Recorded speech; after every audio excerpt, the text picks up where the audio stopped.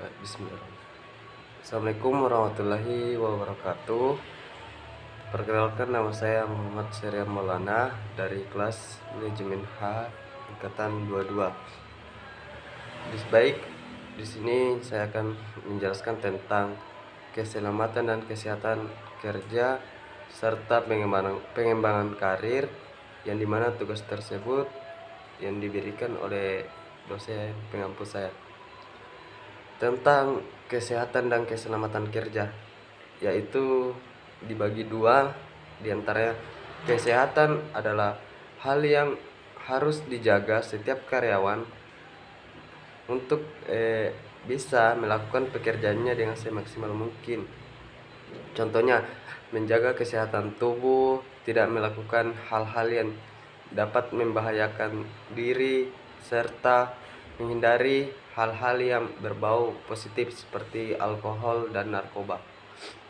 Sedangkan keselamatan kerja merupakan bagaimana cara seorang individu atau kelompok menjaga agar orang-orangnya tidak mengalami bahaya baik di dalam melakukan pekerjaan maupun tidak.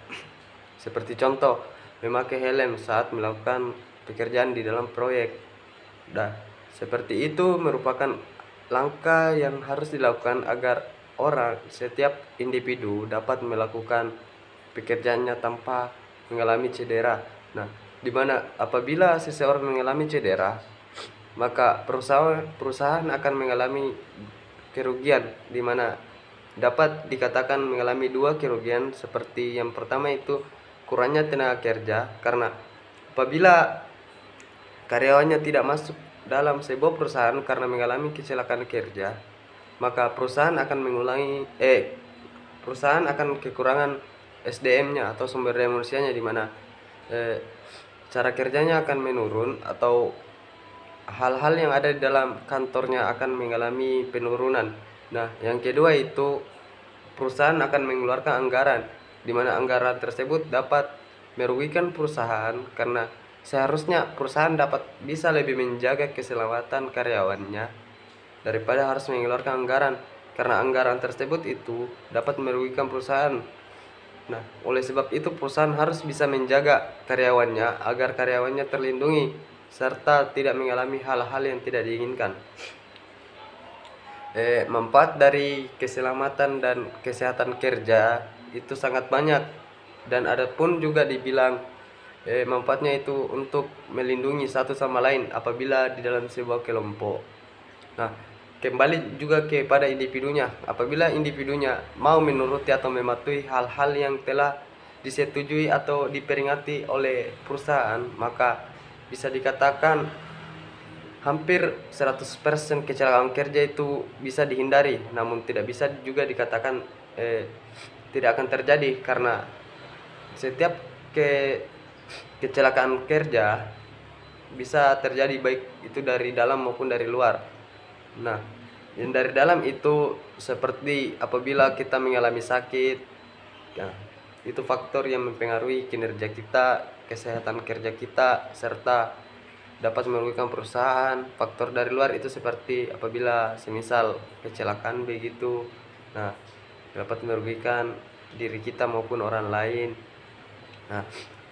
Tentang materi pengembangan karir juga itu sangat dibutuhkan untuk sebuah perusahaan, di mana di dalam sebuah perusahaan itu apabila pengembangan karir tidak diadakan, maka karyawan tidak akan bisa mengalami peningkatan, serta pengembangan karir juga dapat merugikan perusahaan. Dapat merugikannya seperti apa? Bisa dilihat sekarang, teknologi sekarang sudah maju. Apabila tidak ada dilakukan pengembangan karir, maka perusahaan akan mengalami kemunduran, karena perusahaan bisa berjalan karena adanya SDM yang baik, sumber daya manusianya yang baik. Maka sangat diperlukanlah sumber daya manusia atau pengembangan karir manusia. Pengembangan karir juga dapat memicu potensi baru yang ada di dalam diri karyawan. Seperti halnya apabila karyawan ini kita kembangkan karirnya di bidang seni, sedangkan pada waktu dia di dalam perusahaan kita dia tidak mengeluarkan jiwa-jiwa keseniannya, maka kita harus tahu apa yang bisa kita keluarkan, potensi apa yang bisa kita berikan kepada perusahaan kita. Semisal kalau kita menekan seseorang agar melakukan hal ini, baru orang tersebut tidak bisa melakukannya, maka hal tersebut tidak akan berjalan baik. Maka perlulah kita mengenal dengan baik bagaimana sikap karyawan kita, bagaimana karyawan kita melakukan tugasnya, hal apa yang disukai karyawan kita, serta hobi apa yang mereka inginkan. Nah, sedikit juga tambahan tentang stres di dalam perusahaan. Di dalam sebuah perusahaan, seseorang bisa mengalami stres, baik itu dari faktor luar maupun dalam, faktor eksternal dan internal. Seperti apa yang dikatakan, bahwa kalau faktor dari luar itu seperti faktor keluarga, lingkungan keluarga, anak, istri, begitu tekanan dari keluarga.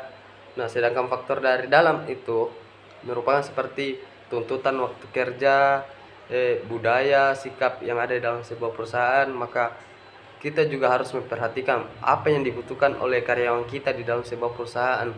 Seperti halnya cara menghilangkan stres. Cara menghilangkan stres itu seperti kita memberikan cuti, memberikan libur bersama, mengajak makan-makan begitu, agar pemikiran karyawan tersebut tidak terlalu terbebani, agar mereka juga dapat melepaskan apa yang ada di pikiran mereka, serta juga dapat membantu dengan cara berbicara dengan orang lain. Stres juga bisa menghilang dengan cara seseorang ingin mendengar keluh kesahnya dan bagaimana mereka menanggapi, serta memberikan saran agar orang tersebut mampu untuk terus berkembang dan tidak di tempat tersebut. Mungkin sekian yang bisa saya sampaikan, kurang dan lebihnya mohon maaf, karena saya juga manusia biasa penuh dengan kesalahan.